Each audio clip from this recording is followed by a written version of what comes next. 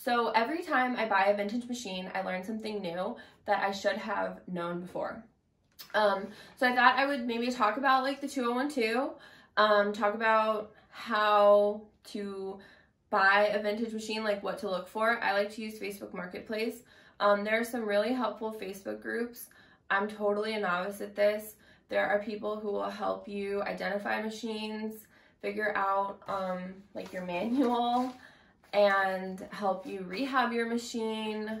They'll like help you find parts. Like, there are just some really awesome people on the internet, and a lot of them are found in Facebook groups for vintage sewing.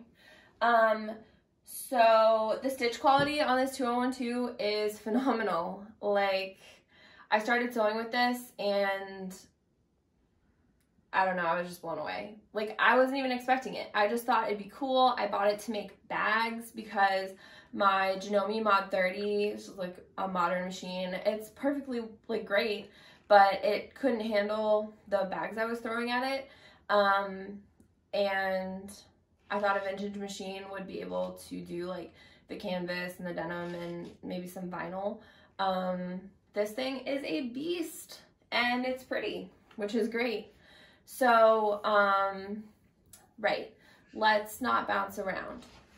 When you're looking for a vintage machine, okay, there's this website that we'll put in the description box, and it's titled like how to identify your vintage machine from like crappy eBay photos or something. What's it called, Rick? How to identify a vintage Singer sewing machine from crappy Craigslist photos. Right. Because they're like, it's hard. And then you ask for serial numbers or, you know, a better picture of the front, and nobody can provide them, or they're like, what's that? And like, okay, fine, I get it. They don't know.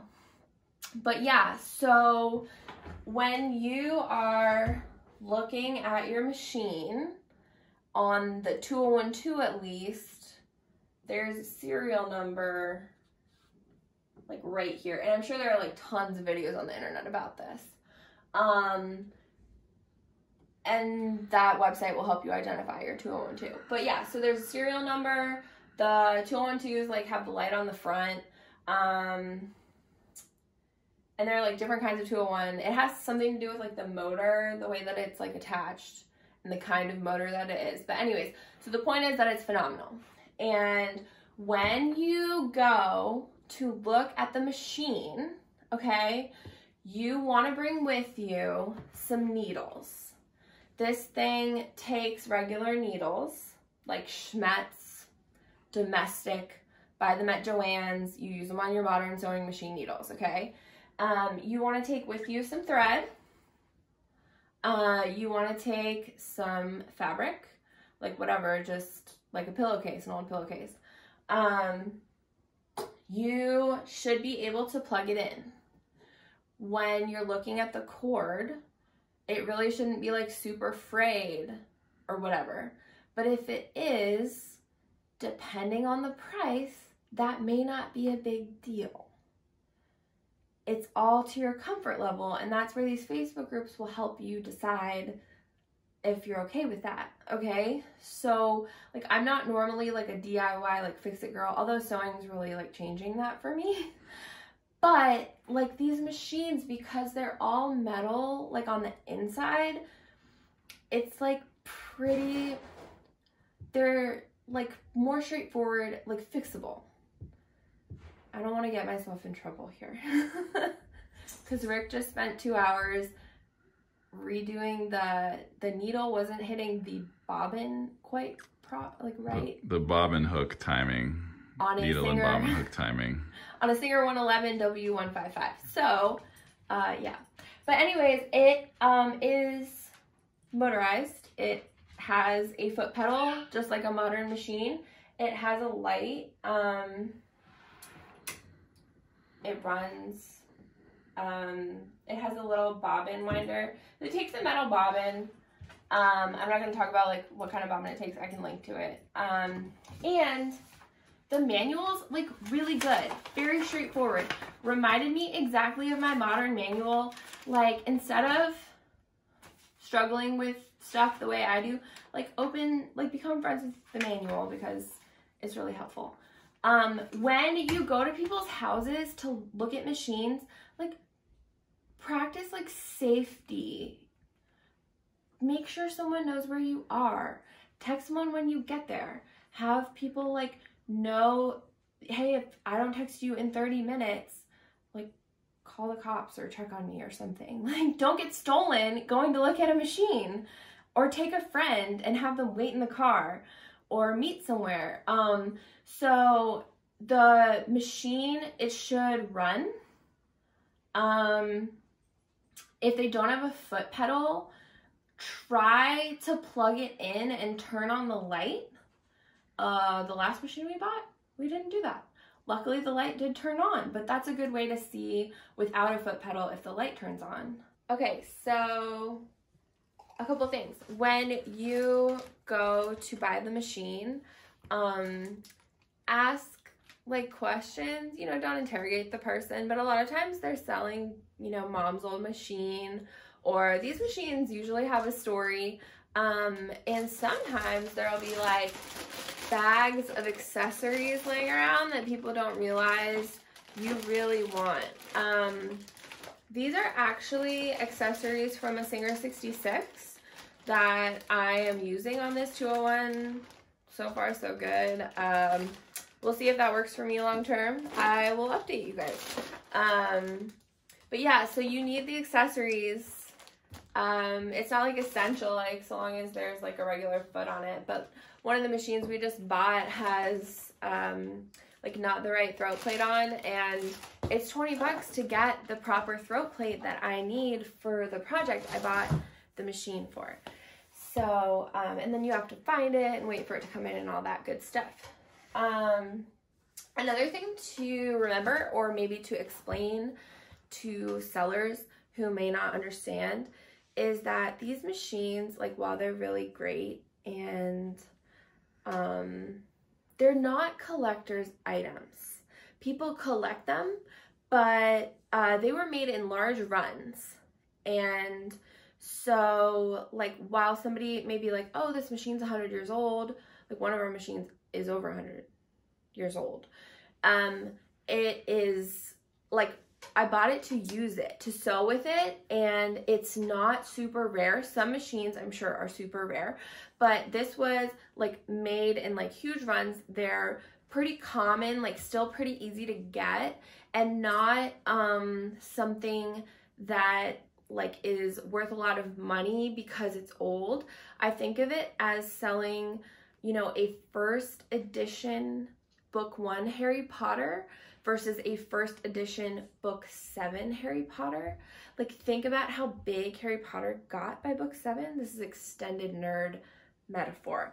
But, like, think about how big Harry Potter got. Like, how many copies of book 7 are there compared to book 1 first editions? Like, yeah, so sometimes people will be like, I want, you know, $500 for my, you know, Singer 66. And you're like, no. And no, don't pay that. Don't do that. But a machine is worth whatever it is worth to you at the same time. So, like, never feel like you got ripped off or whatever, because if you wanted the machine was there, the machine was working, you felt good about that purchase, then buy it. Okay.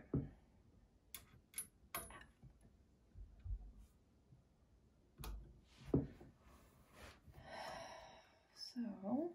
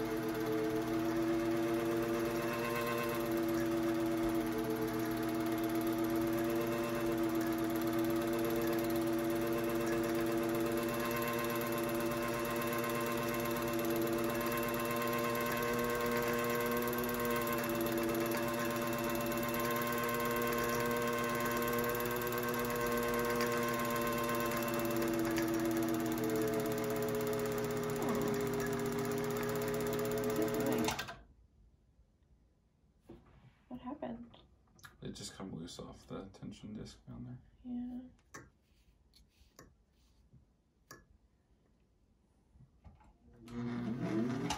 Yeah. Oh, it's full. Duh. All right.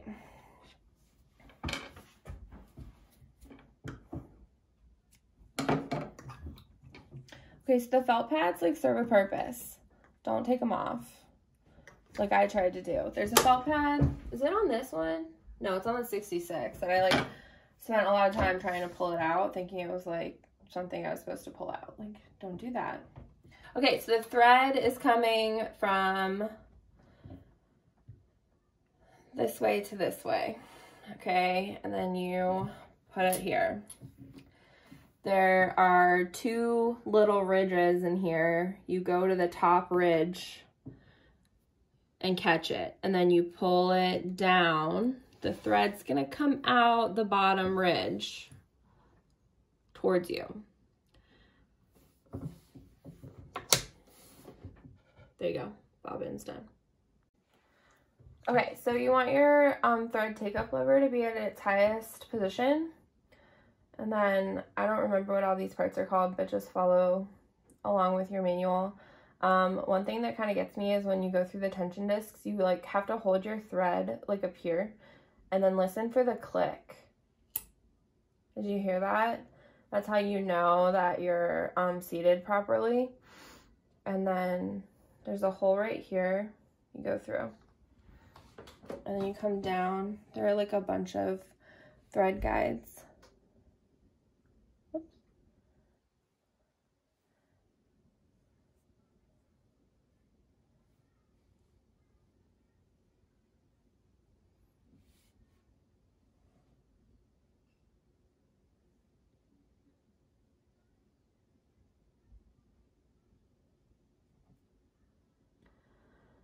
And is this one right to left? I'd have to look at the manual. Right to left. Thanks.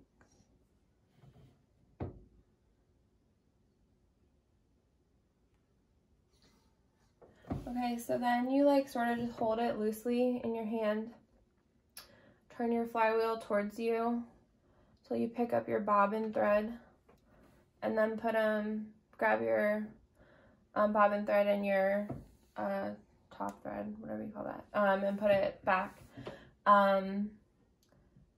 When you finish sewing and you want to like stop, I was getting a lot of snarled thread under like in the bobbin plate area, and I figured out what I was doing was I wasn't raising the take-up lever to its highest position before I was trying to like pull my fabric out. So make sure that this is where it's supposed to be when you thread it, but also when you finish sewing. There's a mechanism in there that when it's at its highest point, it'll release the tension so you can pull that stuff out really easily. Yeah, you don't want to get all kinds of stuff like. So I just wanted to show you how to adjust your stitch length, and what's cool about this machine is that it has Backstitch, which is really handy. So you just like unscrew this little screw and you adjust for your stitch length how you want it to be. So when the lever is down here, it's forward, and when it's on this side, it's backstitch. So, okay, so say you want it to be here, then you bring the thumb screw to meet it. Can you get closer? There we go. Yeah, so you see that, how that moves? Anyways, and then you tighten it, the screw down. And so say I wanted to backstitch, but I wanted the stitch length to be exactly the same, well, you just move the lever. And that's really neat, I think. So we hope that you found this helpful. I'm a huge fan of vintage machines, and it's kind of like we both have a hobby. I sew on them and he fixes them.